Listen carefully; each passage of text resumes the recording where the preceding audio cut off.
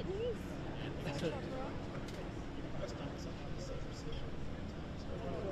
Could be police element. That's fine, but you need to use it or something.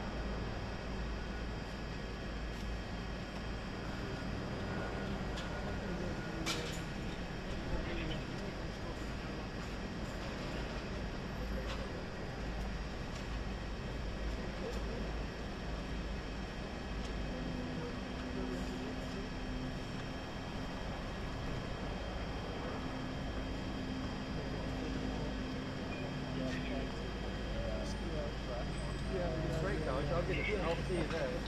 Yeah, if you go ahead, if you've got something you need to do, go and look back, and then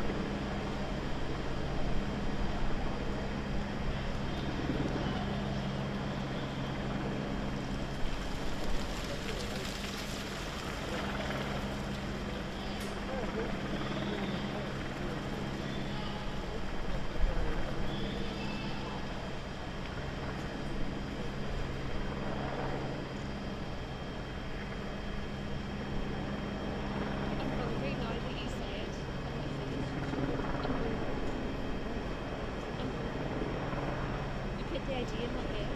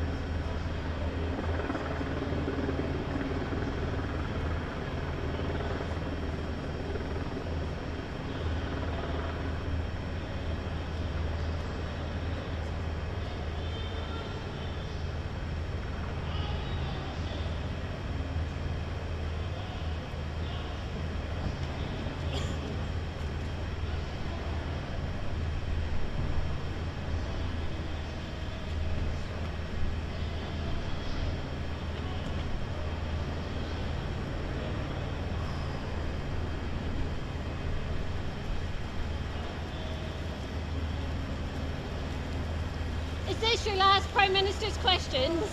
Is it time to resign? Aren't you leading a coalition of chaos?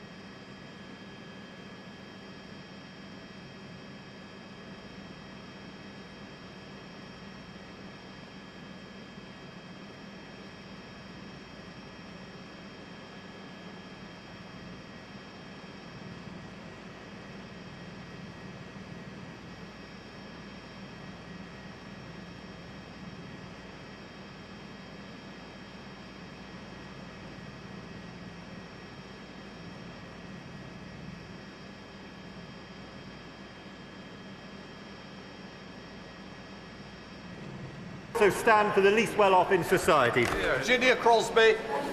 Thank you, Mr. Speaker. Nearly 60% of my constituents on Ynys rely on off-grid energy for heating. The average cost of filling an oil tank has almost doubled in the last year. On behalf of my Ynys constituents, will the Minister look at more targeted support for those on off-grid heating and LPG gas? Well, Mr. Speaker, the Honourable Lady makes a very important point. The government have obviously already come through with a £100 payment for those who are off-grid, but I believe that there are genuine issues there, and she makes a very good point, and I'm sure that our colleagues in Bays and the Treasury will be looking carefully at what the Honourable Lady has said today. Alan Kern. Thank you, Mr. Speaker. The Minister has referred to the significant increases in the Welsh Block Grant over the last 10 years. And this equates to £120 for every £100 that is spent in England.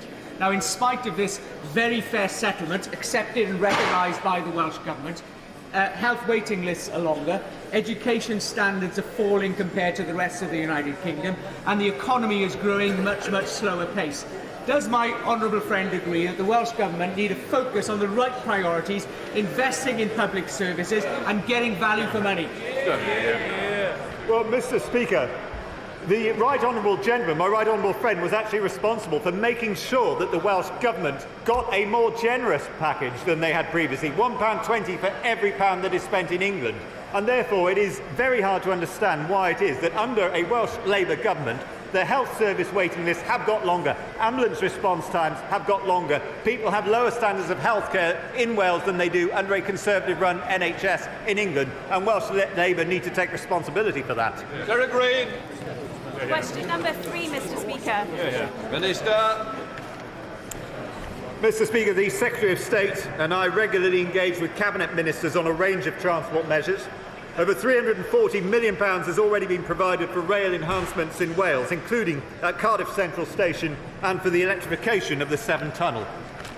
Sarah Green. Thank the Minister for his response. Can the Minister explain why Wales is not receiving the £5 billion worth of consequential funding from HS2 that it's entitled to under the Barnett formula? And will he review this decision, something the Welsh Conservative Party is also calling for? Well, Mr. Speaker, HS2, of course, is a UK-wide project which is partly being brought forward in order to enable the maximum number of people to get out of their cars and get onto the trains and use public transport, something which I would have hoped that the Liberal Democrats would be fully supportive of. At the same time, the UK government has not only been spending money improving the rail service in Wales, but improving the rail services for travellers who go from Wales into England, such as through the Severn Tunnel electrification. The UK government has an extremely good record on supporting railways in Wales. Jones. Thank you, Mr. Speaker. Avanti trains sometimes trundle along the rail infrastructure of North Wales, but these days it's an increasingly infrequent occurrence. Avanti have provided a shockingly poor service to the people of North Wales, and many of my constituents were deeply unhappy when the Department for Transport decided to extend their franchise for a further 6 months. It was to give them a further chance. Can my honourable friend please urge his counterpart in the Department of Transport to make sure it is their last chance?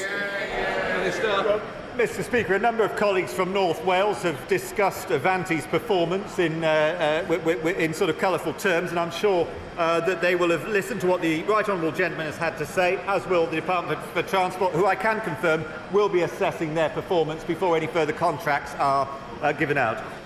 Shadow Minister Gerald Jones.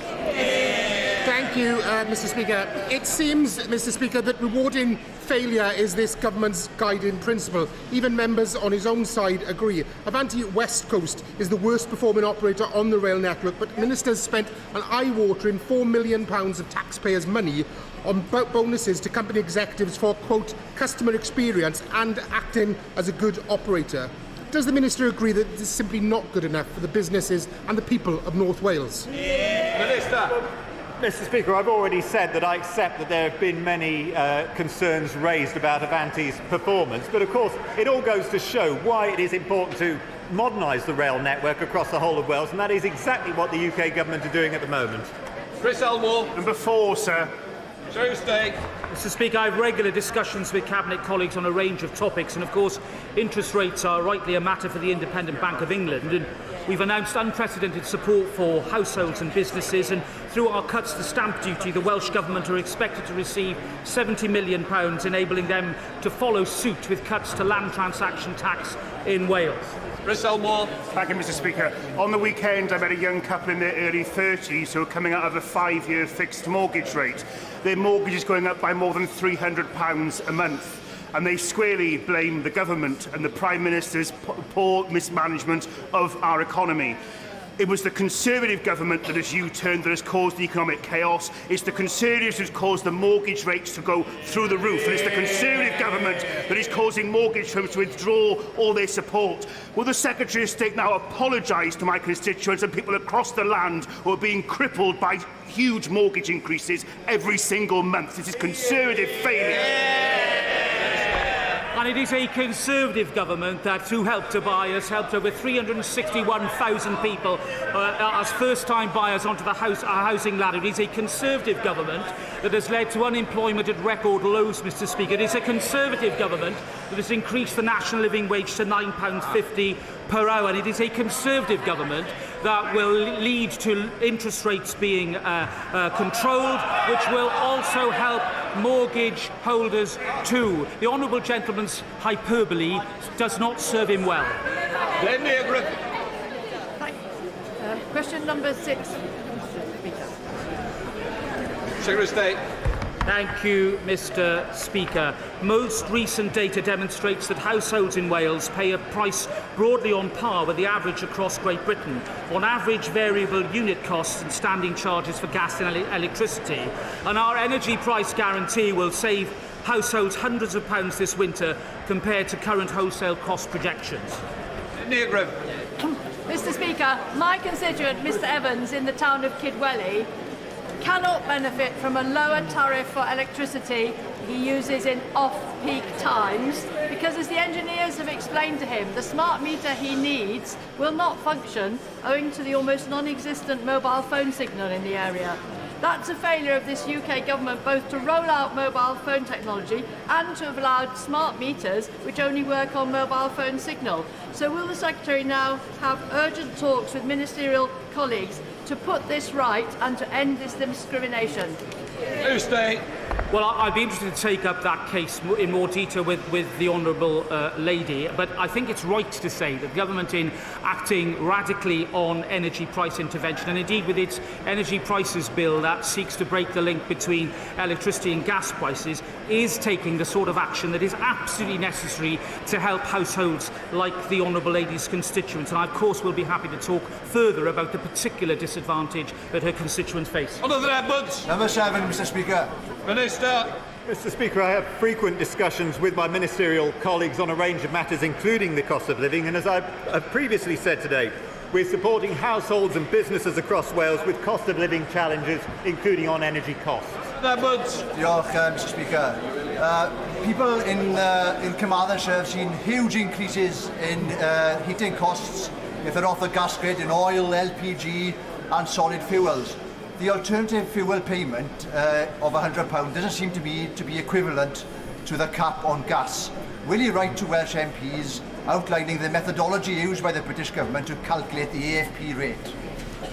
Minister. Well, Mr. Speaker, I'm sure my colleagues in Treasury will be able to help with that. But there is one thing that the honourable gentleman could do as well if he wants to support people with cost of living challenges in Wales, and that is to persuade his colleagues in Plaid Cymru to vote against Welsh Labour's proposals to revalue council tax bans in Wales, which are going to be absolutely catastrophic for the finances of hundreds of thousands of people across Wales. Wayne David. Number 8, Mr. Speaker. Prime Minister. Minister. Oh, yeah, sorry. Yeah. Mr. Speaker, the 4 Welsh police forces are adequately funded and will receive combined funding of up to £826.7 million in 2022-23, an increase of up to £45.1 million when compared to the previous financial year. Gwent's funding will be up £159.1 million, an increase of £9.1 million on the previous financial year. Wayne David. Mr. Speaker, South Wales Police has within its area Cardiff, the capital city of Wales, and yet it gets no extra resources for the extra responsibilities which comes with it. So will the Secretary of State make representation to his colleagues in government to address this situation and this anomaly? Minister. Well, Mr. Speaker, South Wales funding will be up to £352.5 million in 2022-23, an increase of £19 million on the previous financial year. But if the honourable gentleman wants to do something to support police forces in Wales, may I suggest that he talks to the Welsh Labour government about their failure to hand over the apprenticeship levy, which is being held back by them and should be passed on to police forces so that... Order! Just a sec. By the way, when somebody's answering the question, can you please wait till it's been completed? Mr. David was asking the question. Slane Saxby. Question 10, please, Mr. Speaker. Mr. Speaker, floating offshore wind projects in the Celtic Sea will contribute to our net zero ambitions, our energy security, and generate economic growth and create highly skilled jobs in our coastal communities. And I regularly meet the Crown Estate to discuss progress on bringing forward the ambition of 4 gigawatts of projects by 2035. Slane Saxby. Thank you, Mr. Speaker. To realise the full potential of the Celtic Sea, we need a timely consenting process from the Welsh Government.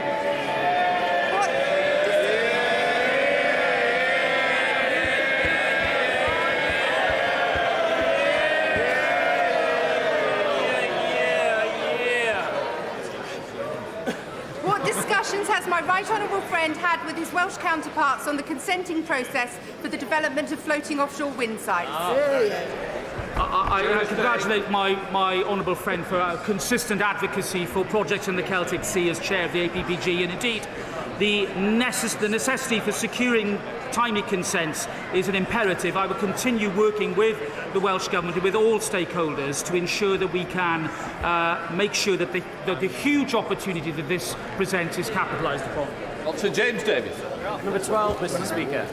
Mr. Speaker, the Wales Office has been fully supporting the North Wales growth deal as it begins to deliver projects on the ground. And my officials will work closely with all partners in North Wales to ensure that the deal continues to deliver growth and investment across the region.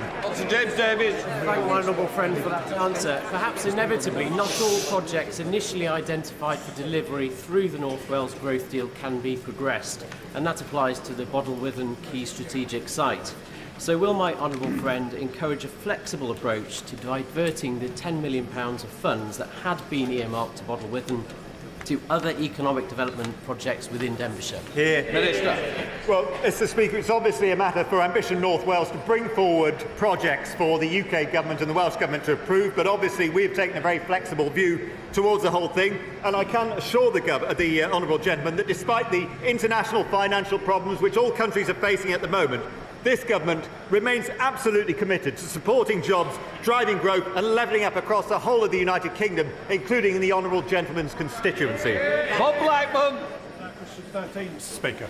James Davies. Mr. Speaker, investment zones will be created right across the UK, and our intention in Wales is to design and deliver the policy in working with the Welsh Government and local agencies to increase growth.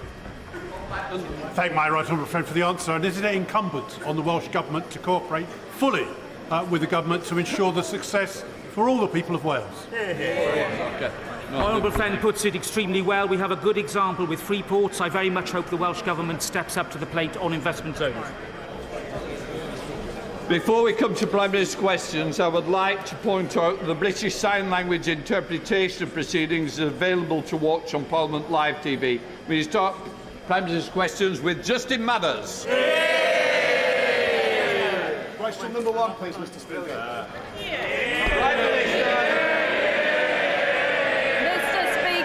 Mr. Speaker, this morning I had meetings with ministerial colleagues and others.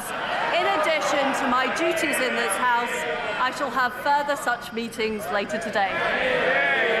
Justin Mathers. Thank you, Mr. Speaker. When the penny dropped for the Prime Minister on Monday and she realised that her budget was responsible for crashing the economy, she should have come to this House to explain herself and to apologise to the millions of people who will now be paying hundreds of pounds extra a month on their mortgages because of her mistakes. But now she's here, can she tell us, given the absolute chaos her government has created, why the Chancellor lost his job but she kept hers? Mr. Speaker, I have been very clear that I am sorry and that I have made mistakes. But the right thing to do in those circumstances is to make changes, which I've made, and to get on with the job and deliver for the British people. And Mr. Speaker, we've delivered the energy price guarantee, we've helped people this winter, and I will continue to do that. Lawrence Robertson. Thank you, Mr. Speaker. Does the Prime Minister agree with me that local people and local councils are best placed to decide how many houses they need and where those houses should go? And if she does, will she end the top-down approach to housing targets and reduce or preferably remove the powers of the planning inspectorate? Prime Minister. Well, my honourable friend is absolutely right. We will abolish the top-down housing targets. Mr. Speaker, we want decisions about homes, about infrastructure, driven by local people, not driven by Whitehall. And that's why we're setting up new, locally driven investment zones. We now come to the Leader of the Opposition, Keir Starmer. Thank you, Mr. Speaker. A book is being written about the Prime Minister's time in office. Apparently, it's going to be out by Christmas. Is that the release date or the title? Prime Minister. Well, Mr. Speaker, I have been in office for just under 2 months, and I have delivered the energy price guarantee, making sure that people aren't paying £6,000 bills this winter. I've reversed the national insurance increase, and I've also taken steps, and we will be taking steps, to crack down on the militant unions. Now, what, Mr. Speaker? I think, Mr. Speaker, that is more of a record of action than the honourable gentleman in his 2.5 years in the job. Mr. Speaker, last week the Prime Minister ignored every question put to her. Instead, she repeatedly criticised Labour's plan for a 6-month freeze on energy bills. This week, the Chancellor made it her policy. How can she be held to account when she's not in charge? Well, Mr. Speaker, our policy is to protect the most vulnerable for 2 years. I had to take the decision, because of the economic situation, to adjust our policies. I am somebody who's prepared to front up. I'm prepared to take the tough decisions. Unlike the honourable gentleman, who hasn't done anything on businesses, he's done nothing to say he'll protect people after 1 year. He's got no plan. Mr. Speaker, last week the Prime Minister stood there and promised absolutely no spending reductions. They all cheered. This week, the Chancellor announced a new wave of cuts. What's the point of a Prime Minister whose promises don't even last a week? Prime Minister. Well, I can assure the right honourable gentleman that spending will go up next year and it will go up the year after. But of course, we need to get value for taxpayers' money. The Labour Party has pledged hundreds of billions of spending pledges, none of which they've retracted. The honourable gentleman needs to reflect the economic reality in his policies. Mr. Speaker, those spending cuts are on the table for one reason and one reason only, because they crashed the economy. And working people are going to have to pay £500 more a month on their mortgages. And what's the Prime Minister's response? To say she's sorry.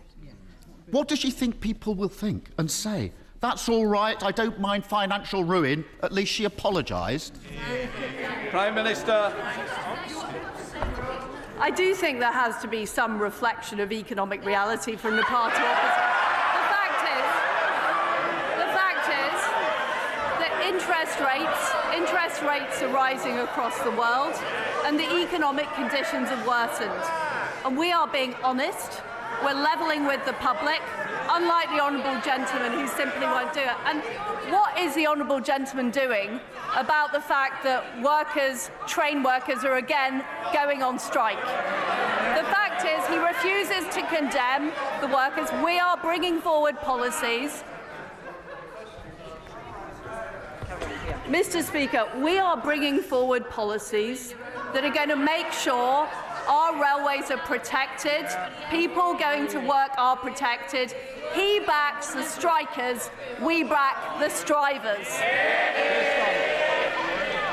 Mr. Speaker, she's asking me questions because we're a government in waiting and they're an opposition in waiting. There's no getting away from this. Millions of people are facing horrendous mortgage repayments. And she's admitted it's her fault. She shouldn't have conducted an economic experiment on the British public. But it's not just her. They put her there. They're keeping her there. Why on earth would anyone trust the Tories with the economy ever again?